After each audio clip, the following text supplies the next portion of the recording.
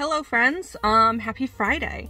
So I'm actually filming this opening on the now. I'm uploading the video now. And I realized that I forgot to explain Huevember and my process. So I'm real quick, let me just take a moment with my coffee in the car to explain what this voiceover is. I am doing Huevember. It was originally going to be my Inktober challenge, but it just kind of worked better to be Huevember anyways. So as you guys all know, I super love Lore Olympus, the webcomic. It's my favorite series. I love the character design, I love the colors, and so I've been wanting to do more Lore Olympus character portraits in general. But I needed something that's kind of an easier task after all of the actual business side of things that I've been doing lately. I wanted an easier project, just to get the art flowing again. So I decided to do a portrait challenge of Lore Olympus characters for Huevember. So for those of you who are unaware of what Huevember is, it is a month-long art challenge. The difference between this and Inktober is that the theme goes on a color wheel. So here is the Huevember color wheel.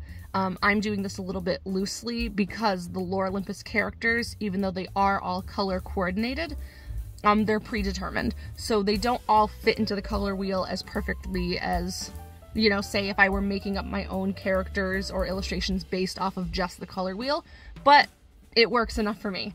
So this video is the first 6 characters, so it's days 1 through 6, and these are the yellows into oranges. Yeah, so I was really excited to do this challenge. And yeah, you guys will hear all about each individual character as I'm doing the voiceover for the time lapse that you're about to watch. So I'm gonna shut up and get to the video. And yeah, I hope you enjoy it. So right off the bat, I just want to make a note and say that this time lapse and all of these time lapses are way more sped up than I usually do. That's because I'm trying to fit so many into such a small amount of time. I didn't want the videos being crazy long, so I did speed these up a lot. I personally am not a fan of this style of time lapse. I think it's a little too busy for me. But I hope you guys can, you know, still enjoy it anyways, just because they move through it so quickly. So I also don't have a lot of time to talk about what I'm doing here, but I will try to just get right into it. So to start off, this is Leto. She is, I believe, the goddess of, I think, modesty. I'm really not positive. But she does wear a veil that covers her face pretty much the majority of the time that we see her in the comics. So she is so far a villain. Her, you know, entire motives aren't clear yet as far as the storyline, but she is the mother of Apollo. And she's, you know, not a good person. So I wanted to start with her because her veil, the first time that we see her in character, her veil is completely black sheer, and it kind of hid her in this shroud of obscurity, and it was such a cool intro to a new character, especially a villain, because it led to a lot of speculation, and I just really loved that design. So I wanted to do her with her veil, and I thought that was a good transition to start with, since you know, her and Hera, our next character, are very similar in coloring, so the veil kind of set Leto apart, and with it being black, I thought that was a good starting point. So obviously I've never painted a veil on any kind of character before, so it was really nerve-wracking knowing that all of this painting that I'm doing right here, all of the detailing on her face, is all for the purpose of being covered with this veil and being painted over. So it was I was so nervous. I wasn't sure if I was going to completely end up ruining what I was doing. But so I really wanted to make her features dark and ominous, but still kind of striking, because I wanted them to still shine through under the veil. So there's a lot of shading, a lot of shadowing, a lot of really harsh lines, but it's all for the purpose of, I knew I was going to cover it with some black paint, and so I really was just giving myself the best shot possible for it to not come out like garbage.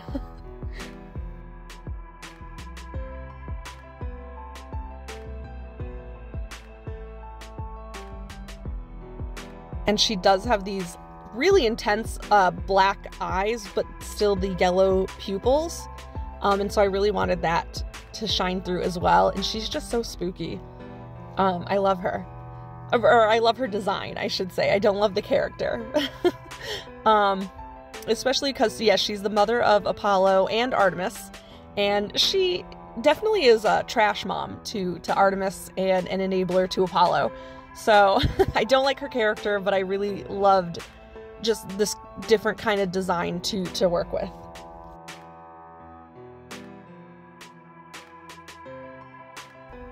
A different camera angle here.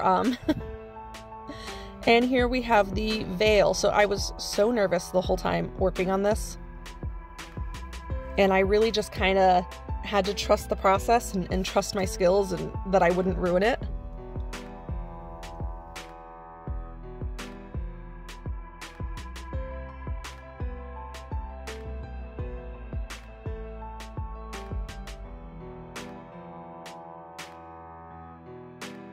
I did have a reference photo that I was looking at so that I could kind of see the way sheer fabric folds, and where, you know, definition and shadow pop through. But so my kind of thought process and my saving grace here was that the more details I can add to create the illusion of depth, the better it's going to turn out. And it's, you know what I mean? Like, there was still a way to save it, even if I messed up, as long as I kept having the idea of what the fabric itself looked like. And I think it worked out. This is definitely something I want to do more in the future, and I'm excited that now I've at least done it. And I also, like, watercolors are hard for stuff like this. So I'd love to try this in like acrylic where I can kind of add a little bit more. So here she is. Here is Leto. I posted her on TikTok, and then somebody said they wanted to see her with a darker background. So here is that as well. And we're rolling right on into the next one. So next up on our list is Hera, the Queen of the Gods. She is one of my favorite characters. And again, like Leto, she is completely yellow, so it was really interesting doing the differences between the two of them. The main difference in their appearance is that Hera is completely golden. She's made from stardust. It hasn't been established yet if Leto also is like sparkly and shimmery like Hera is. It's kind of hard to tell in the comic because they're, you know, primarily yellow. But Hera is sparkly and golden, and her hair is darker. Leto has more of a pale blonde hair. So I at least had enough to work with to make them different in design.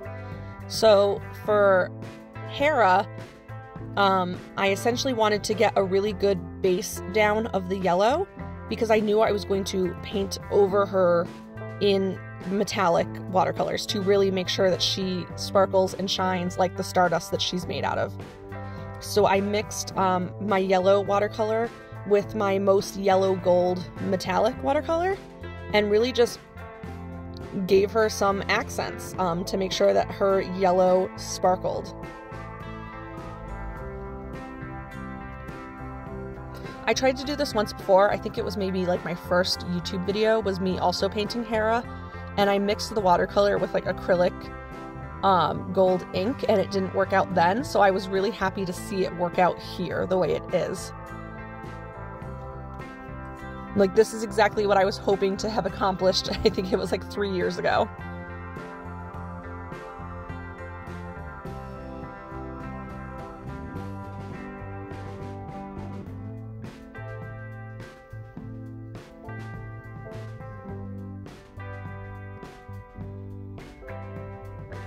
I will say for these portraits, even though I don't have a lot of time to talk about them, there isn't too much to say about them because they are just quick portrait studies, which is exactly what I was hoping for. Just something quick and easy, not a lot of detail, just to like get me back into the swing of creating art.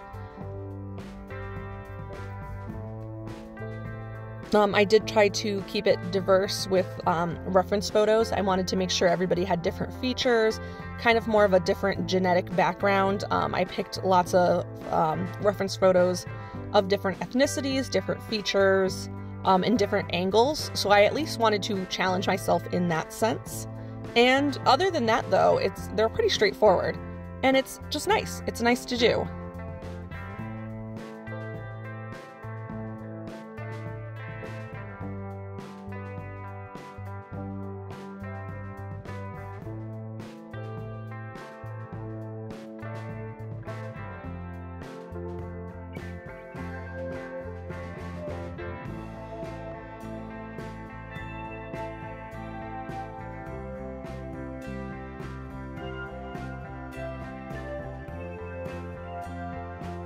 This is the last clip that you'll see from this camera angle, and the reason I switched camera angles was because you see the camera keep going in and out of focus. My hand just kept getting in the way. So I do, you know, after I finished Hera and Leto, I did switch the camera to the other side of the table, so you're not looking at, like, the end of my paintbrush the entire time.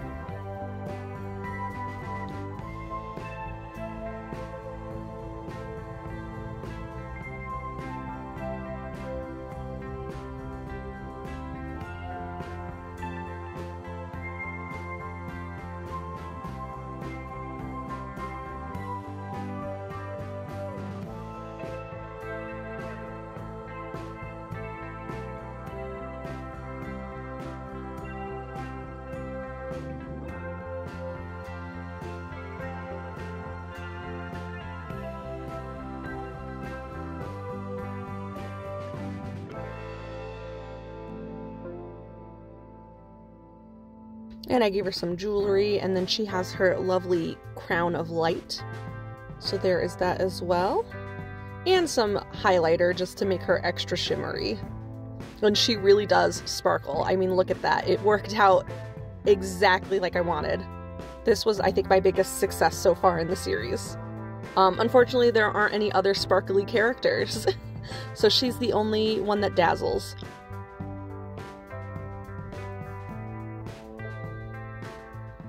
Alright, and now on to Ares, Hera's son. And this is the first time I have painted a man. Just, you know, say it what it is. I don't usually paint men.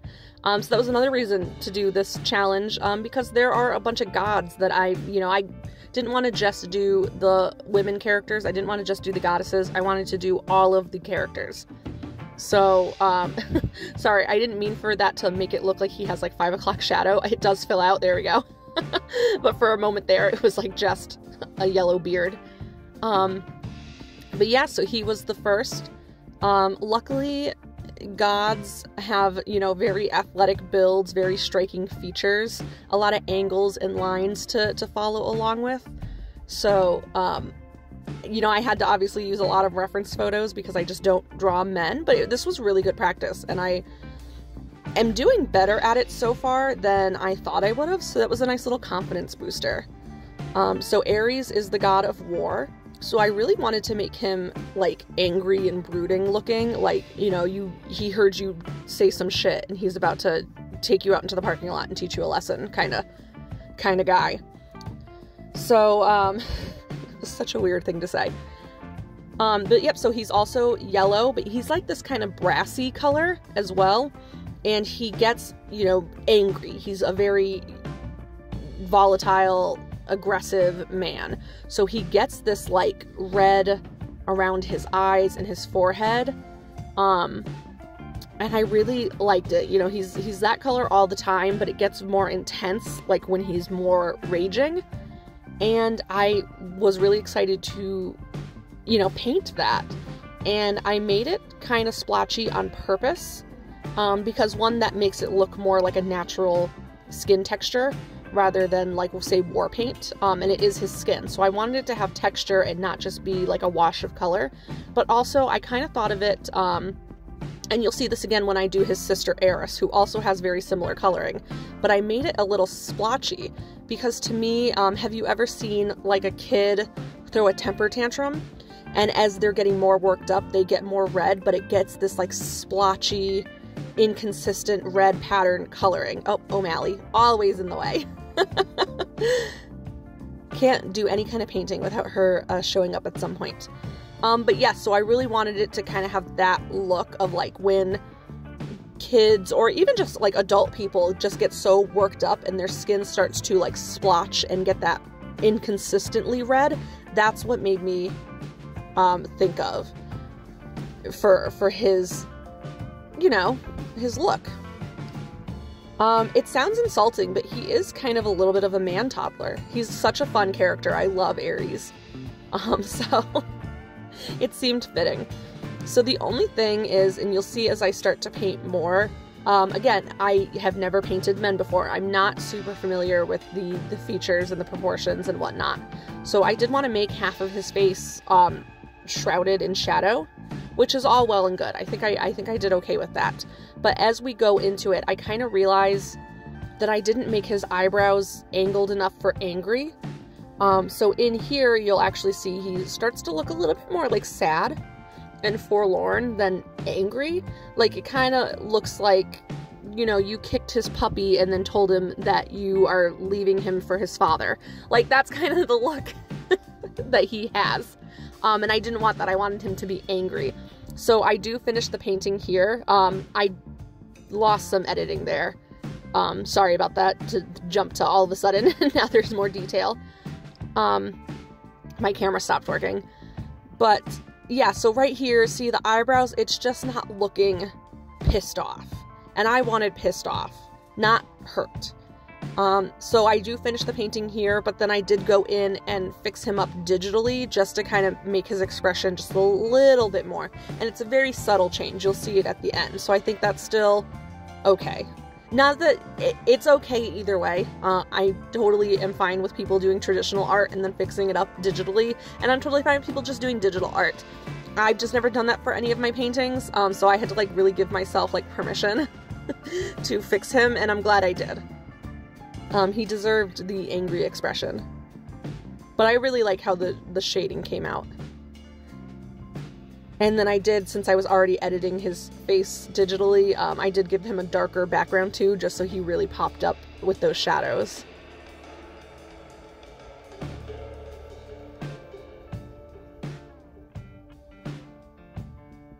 And I also kind of wanted him to look very similar to like an old Greek statue. Just in his design, and I think he's very similar designed to that anyways. I call this a win. I think it's a win, especially for my first time. So here he is regularly, and then here's just that subtle change of making him angry. It was worth it. Okay, and now we're kind of transitioning into orange a little bit more. So we have Hestia, the goddess of the hearth and home. So she is kind of symbolic of fire, like that, your fireplace. And she warms the household. So she's like she's supposed to be like a very motherly figure. She's definitely not that in the series. She is kind of a little bit of a hypocrite. Not a little bit, she is. She's a hypocrite. She's working out stuff in her life, and, you know, she's not, she's, to me, Hestia is, you know, you're like Texas Republican mom. She's kind of, you know, she was raised in a certain way. She was probably, you know, raised by the church. And then as she got older, she kind of realized that, you know, maybe she likes things that the church tells her she's not supposed to like. And she's, you know, not ready to accept that part of her. She wants to keep the facade going. You know, everybody knows somebody like that. And that's very similar to her character in Lore Olympus. I don't want to spoil her character, you know, for anybody that hasn't read it that maybe wants to get into it. She's not a bad character. She's not a villain, but she's not a friend. You know, she's getting better though. I do like her more now. But I love her design. She's our only like plus-sized main character. So that's nice. It was interesting to do a softer jawline, very similar to like my own chin to neck area. I've also never illustrated that. I should.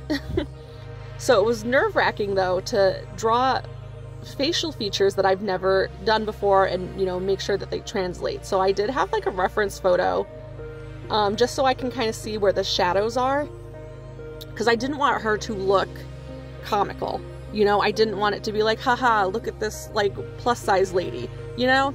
And I think the creator of Lore Olympus does a really good job of making Hestia not a joke. Like, her weight isn't a joke. It's just part of her character, and it does make her seem more like she looks like she gives really good hugs, you know? She could be a better person if she just got off her high horse a little bit. And I hope we get to see her be a little bit kinder and less caught up in appearances. You know, she has her priorities a little mixed up. And she's this like macaroni and cheese kind of color orange, which I like. I don't paint with orange a lot, so it was nice to get to use this color, and I was like, kind of reminds me of like a box of Kraft macaroni and cheese.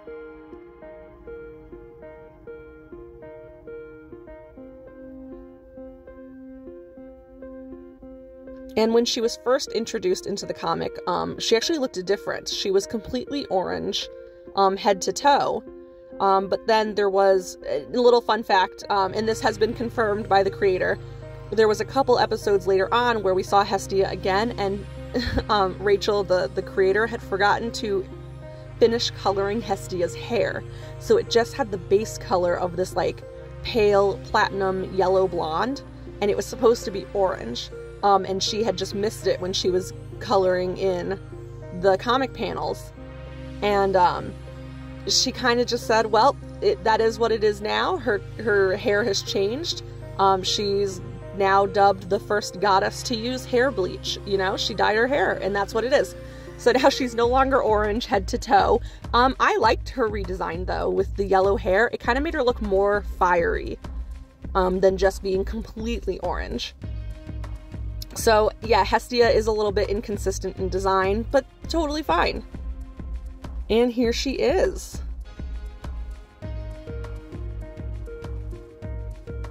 I really like how she turned out. I really do. I'm proud of this one.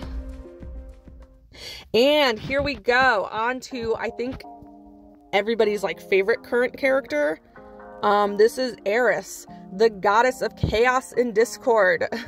She is so fun. Everybody, I remember, was freaking out when she first was introduced into the comic.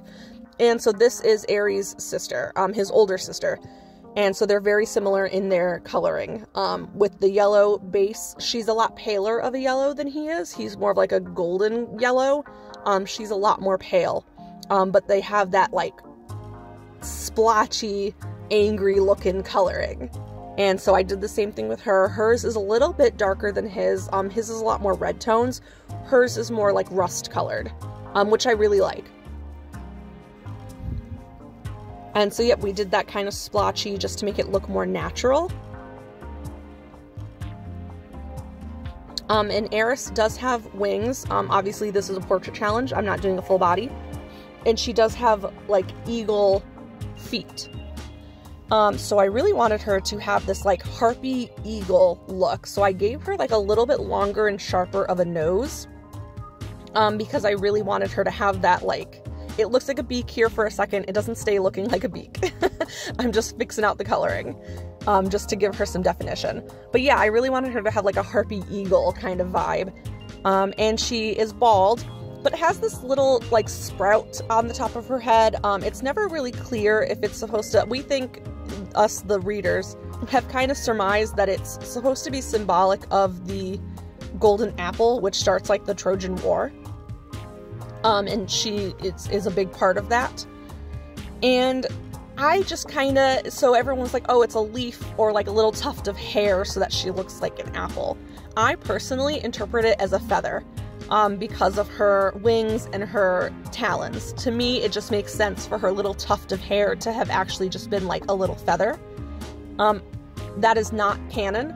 It's never been confirmed. It's probably just a sprout of hair. But for me, having her bald with a little sprout of hair, I just didn't want to illustrate that personally. No shade to the actual design. I love Eris's design either way. I just couldn't make it work in my own style without it being a feather. So that's why I made that stylistic design choice.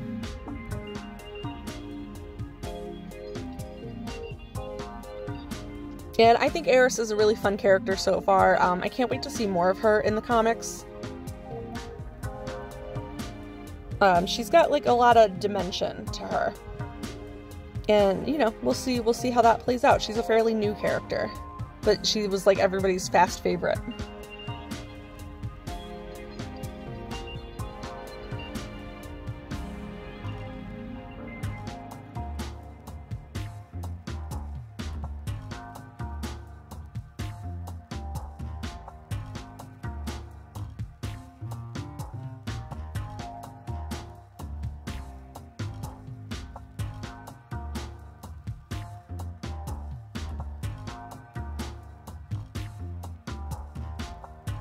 Because she doesn't have hair, I really wanted to make sure I did a lot of detailing on her face, and just really, you know, give it that extra push, you know, just to have the striking features that I wanted her to have. And I think it worked out. Here she is. I really do like how that splotchy texture turned out. I think that was a good choice. And then I also gave her a dark background too, like Ares, just to really see how that looked. Alright, and our last god in this yellow to orange is Hephaestus. So Hephaestus is the god of, oh, what is the word for it?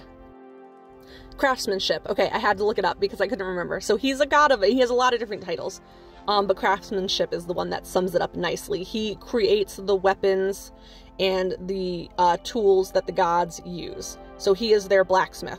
Lore Olympus is a modern retelling. So, oops, sorry about that. I had to change up the the lighting there. I did also switch locations. I don't know if you guys noticed. I am now painting out of my bedroom because my art studio is under renovations. We're doing a redecorating kind of setup. So I'm now painting in my bedroom. Not ideal, but I make it work. So, so like I was saying, Lore Olympus is a modern retelling. There are no blacksmiths. So he is the god of like technology, and you know, he's kind of a hacker. He's like a systems analyst. He builds artificial intelligence. He builds apps on your phone. He does that. He's like I was gonna say the Steve Jobs, but was Steve Jobs an actual computer engineer? I don't know. I don't look into things like that, but that's what Hephaestus is. He builds the technology infrastructure of this modern world that the gods are living in. So he is also a recluse. I couldn't put it in here because this is a portrait challenge, so it's really only, you know, the collarbone up, maybe a little shoulder. But he also is our first character with prosthetics. He has 2 prosthetic legs, and a prosthetic arm.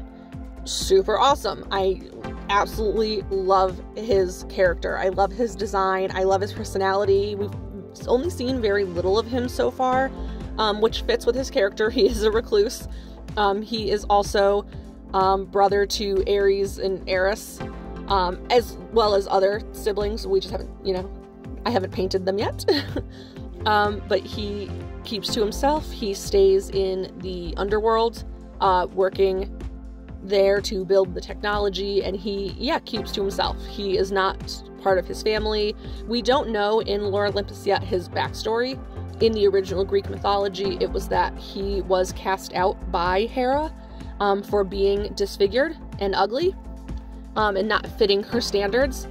In Lore Olympus, we definitely don't get that vibe. We haven't, you know, heard the whole story, but it's very clear that he at least has somewhat of a relationship with his mother Hera, and she does love him. So it doesn't seem like that's where the story is going for him. So I'm very curious to see why he chooses to stay away from his family in this version. But I really like him so far. And he also has more of like a shaved head, but like kind of more of like a buzz cut, not bald. So he still has like some hair. And so it was interesting for me to illustrate one, again, a man that I've, you know, never illustrated before, but also with like less hair to work with. And so I had to do like an interesting technique to kind of get his hair going. So here I started with like just the base undercoat of his hair, and I already could tell that that was not going to be dark enough. He is this orange rusty color, but there's a lot of undertones to him, and so I at least wanted to put that into his hair just to make it blend a little bit better with his skin, because I wanted it to show that there, you know, that it's not a full head of hair, it is shaved. And so I'm doing this little like stippling thing here that you can see to make it, I didn't want to do brush strokes. I wanted to do stippling because that gives it more of the texture that I'm going for this kind of hair. And I gave him a fade because I do interpret Hephaestus in this retelling. I do envision him as a person of color. I don't know if that's my own bias because I am, you know, mixed. I'm half black. If I just identify with his features, I don't know. But I at least wanted to give him that kind of look. And so, yep, I give him a little bit of a fade just to blend his hair into his skin tone. And then what I'm doing here is just dipping the color and letting it kind of fall to make it consistent. I didn't want too much color pooling just at the top. And then see what it's doing there. It shows the underpaint. So the more layers of color I put in there, and then I kind of let it swirl around and do its thing, you see all of those undercolors and those layers, and that really to me makes it seem, you know, like it's more of a shaved look, more of a buzzed fade. And that's exactly what I was going for. So I kind of made up that technique on the fly, and I'm really like proud of myself that it worked out exactly how I was hoping it would. That doesn't happen often when I, you know, kind of try to make up something. And then he has this maroon hoodie. I painted it a little bit brighter red here because I thought that would be a good transition into our red characters next. So I thought that was just a good way to lean into that. So here is our last god. He does have, just like I said, a lot of undercoloring, and I didn't want to have to edit him digitally like I did Ares, so I really wanted to do a lot to give him as much oomph as I could. And I did keep him 100% traditional, so that worked out. And I really like how he turned out. I really like how all of them turned out. I'm actually, you know, I'm sure as we keep going there will be some that I'm not proud of, but so far I'm, you know, doing really well, I think. I would say, what do you guys think? But I don't want to rain on my own parade. So if you don't like them, don't tell me. Let me enjoy it. So far, they've been well received online, though. The other fans of Lore Olympus have really liked it. So I will see you guys for the next video, where we'll do the reds and pink characters next. Thanks for watching.